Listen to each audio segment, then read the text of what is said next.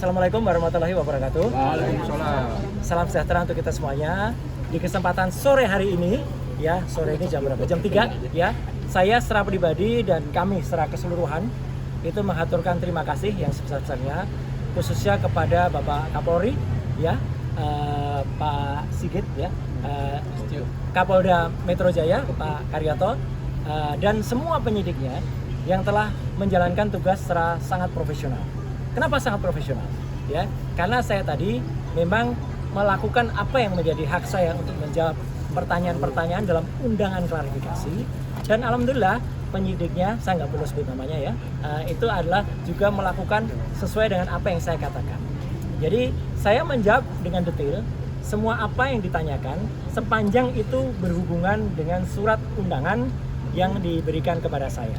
Ya, jadi artinya itulah makanya saya juga berharap ya agar polisi itu bisa presisi ya, jadi bisa profesional untuk melakukan tugas seperti ini.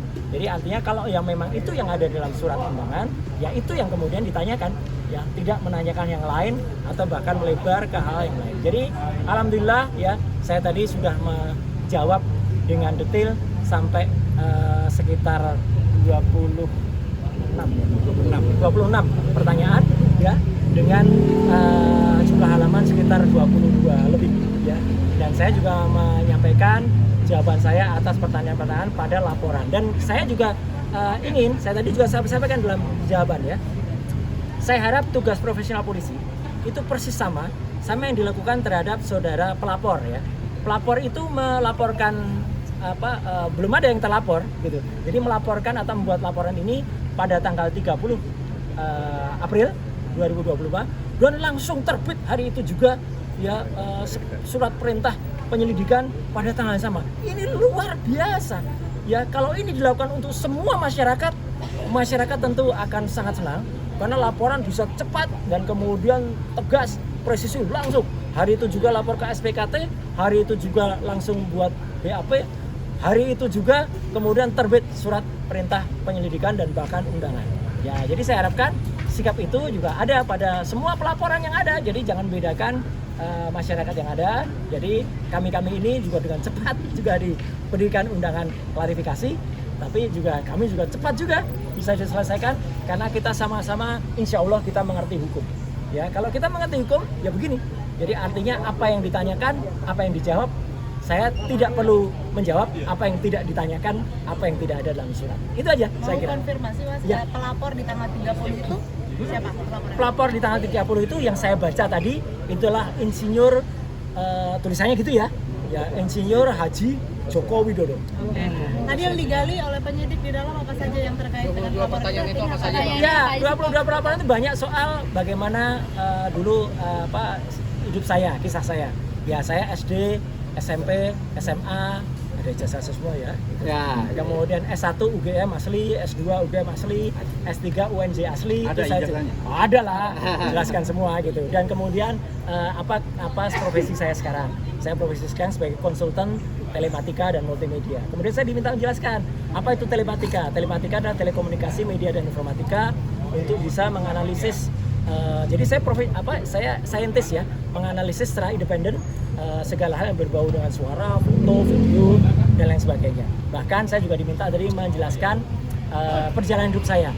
Ya saya jelaskan dulu saya sempat jadi dosen sekitar 8 tahun di UGM ya. Kemudian 10 tahun saya dosen di ISI, Institut Seni Indonesia. Kemudian saya sempat menjadi anggota KPI ya, Komisi Penyiaran Indonesia Daerah Istimewa Yogyakarta.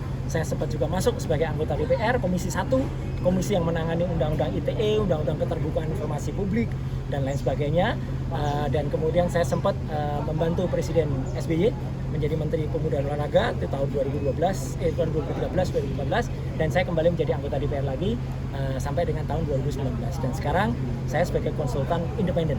Jadi selalu konsultan independen, saya independen. Ya, saya berhak melakukan apa yang menjadi tugas saya dan kemudian saya berhak menyampaikannya kepada masyarakat sepanjang dengan ilmu pengetahuan dan menjadi keterbukaan informasi publik. Itu aja yang ditanyakan tentang itu. Kemudian tentang ada beberapa hal yang lain yang ditanyakan, apakah soal video begini, saya hanya jawab singkat saja. Apakah itu ada pada surat laporan tertanggal 26 Maret 2025? ketika ditanyakan tidak terkait dengan itu, ya sudah, jangan tanya saya yang tidak ada kaitannya dengan itu. Ya, jadi kalau sama tidak ada itu, jadi lokus dan tempusnya tidak sama dengan apa yang ada pada surat undangan, ya sudah, itu tidak perlu dijawab. Ibaratnya kalau kita mengerjakan ujian, ya teman-teman semua, ya masyarakat, kita diminta untuk belajar tentang fisika. Ternyata nanti pertanyaannya soal kimia, ya jangan dijawab. Wong kita tugasnya adalah menjawab soal fisika. Jadi itu sama cerdasnya. Alhamdulillah tadi penyidik juga cerdas. Siapa? Jadi kalau Bapak tidak menjawab, saya tidak menolak jawaban. Tapi saya keberatan menjawab, ya sudah. Artinya clear semuanya. Kemudian itu ada poin-poin sehingga saya juga tidak menyiksa teman-teman untuk harus menunggu sampai tengah malam. Ya, saya juga tidak menyiksa penyidik dan pembuat laporan. Saya harapkan juga tidak menyiksa masyarakat. Ya, gitu. Dengan membuat laporan-laporan yang tidak ada gunanya atau tidak ada manfaatnya ya bagi seluruh masyarakat. Saya kira itu. Video yang tadi dipertanyakan video apa sih? Video yang tadi dipertanyakan ya karena saya nggak lihat lagi karena saya dipertanyakan nggak ada hubungan dengan itu, ya nggak perlu saya jawabkan. Oke. Itu. Ada pertanyaan lain mungkin yang substansi yang terkait?